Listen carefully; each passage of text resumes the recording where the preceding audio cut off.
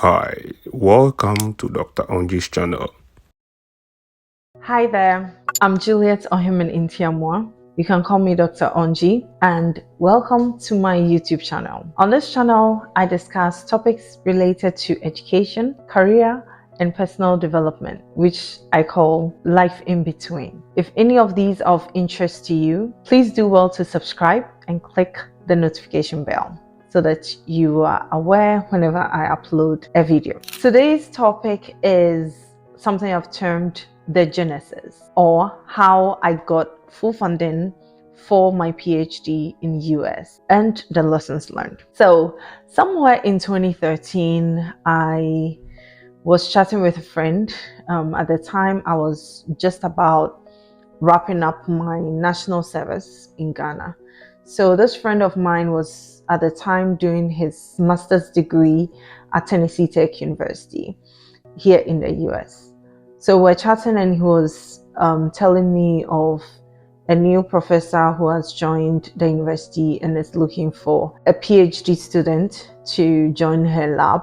So that was a full funding opportunity for a PhD in environmental engineering. He asked me to find out if any of my friends was interested, and the reason being that I had shared my plans with him some months ago, and he knew that I had plans to work before going to school. And also at the time, my initial plans were to do 1 year masters in UK.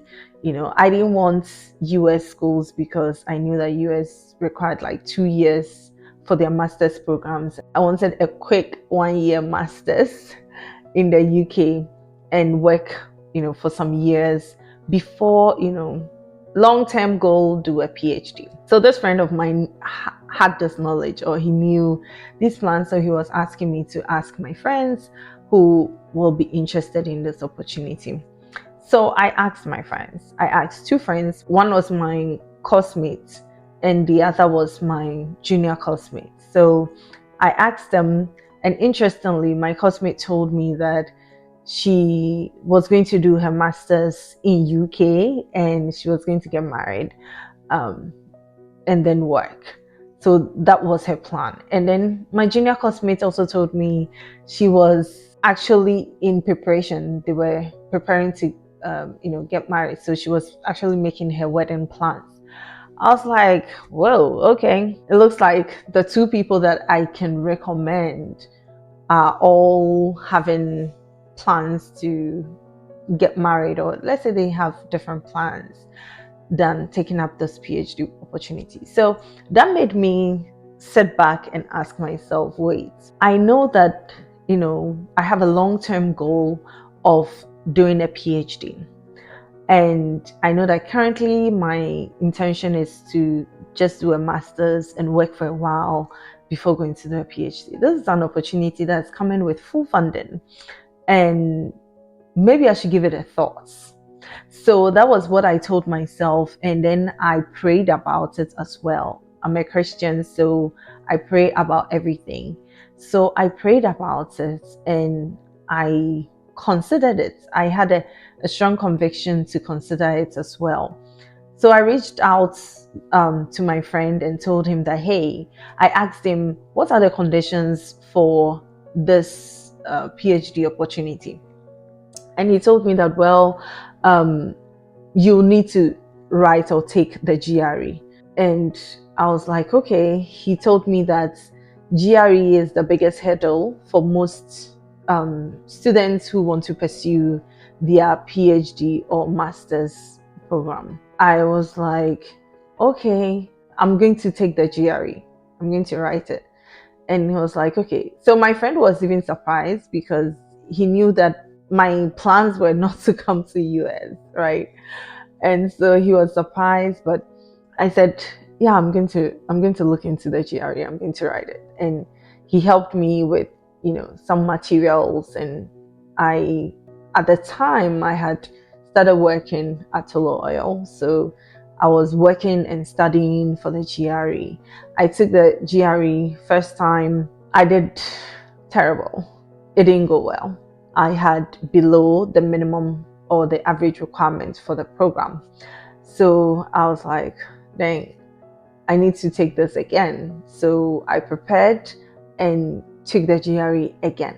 And this the second time I did much better and exceeded the requirement scores. So I went ahead to apply. I even did an interview with a professor and everything went through. And fast forward, here I am. And in reflecting on this bit, 3 key lessons that I want to share with anybody listening to me is: 1, be flexible in your plans. In life, we don't always go from A to B to C to D. Sometimes you can go from A to C and even C to B and B to D. Okay. So I had plans to do masters in UK 1 year and return to work, but I thought of it and said, why not take this opportunity? It's full funding. I don't have to pay anything to get a PhD. And it's also in an area or in a program that I'm interested in. So why not take the opportunity, right? So that is how I shifted my plans around and seized the opportunity. The 2 friends that I mentioned were not willing or interested in changing their plans. And I know that everyone has his or her priorities. The second lesson that I want to highlight here is preparing in advance for opportunity.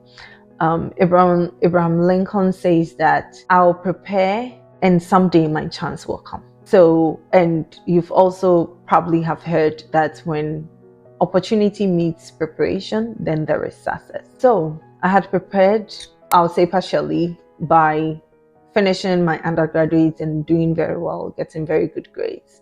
So it was easier I was eligible to be admitted into a direct PhD program. And later in subsequent videos, I'll talk more about direct PhD programs.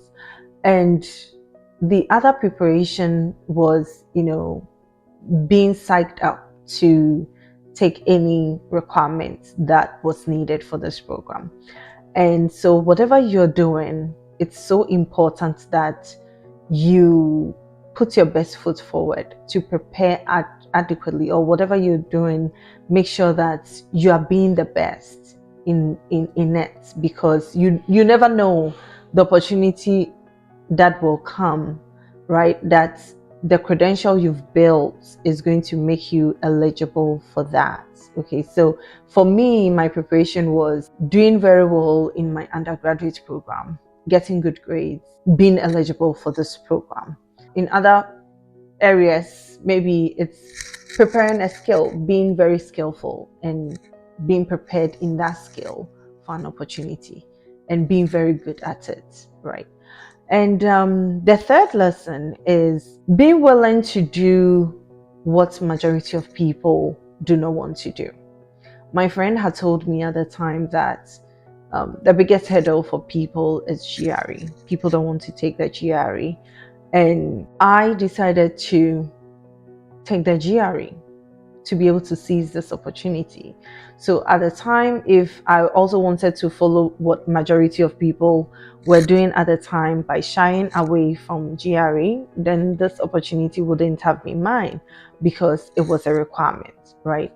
So many times I come across students reach out to me. They want opportunity to do masters or PhD. They don't want to take GRE. They don't want a school that requires application fees. They don't want a school that requires this. They don't want a school that requires this. When you do that, then you're really narrowing your chances. Then you are not willing to do what majority of people do not want to do. And it's only in doing what majority of people do not want to do that can get you ahead. That is the only way of separating yourself, or separating yourself or being outstanding. Otherwise, you just be part of the pack, right? to be outstanding, you have to do something outstanding, or you have to do something different. You have to go the extra mile. And that is what I did. And even in doing that, remember I said I took the GRE first time, I didn't do well. I took it second time, I did well, and I was able to seize the opportunity. And so being willing to do what majority of people are not willing to do is something that will get you ahead. And so that's one lesson that I want you to ponder on, and to ask yourself that, what is it that you can do that a lot of people are not doing, that can set you apart, that can set you ahead. And I've encountered a lot of people, and I'm going to just share like 3 examples. So one, as someone who came in or had this opportunity based on a friend's referral or a friend's recommendation, I always love to pay it forward. I like creating opportunities for other people, and I've done that over the years. But these 3 examples highlight something. So there was this guy that I helped talk to a professor on his behalf, and this person has really good credentials, and the professor was interested in having him in his lab. And all the professor required of him was to take the GRE exam, because he is a new professor in the school, and he is not in a position to even go and ask the graduate school to waive GRE for you. This professor just wanted him to take the test and do well and get admission, and his funding was going to be secured. This person in the first place took a long time before even taking the GRE, and when he did the first time, it didn't go well, and he was not willing to take it the second time, and so the opportunity was lost, unfortunately. Another person whom I also helped create the opportunity for, this particular person I didn't even know. I had just convinced a professor that, hey, I can get you a very good student to work with you, so I'm going to do recruitment for you.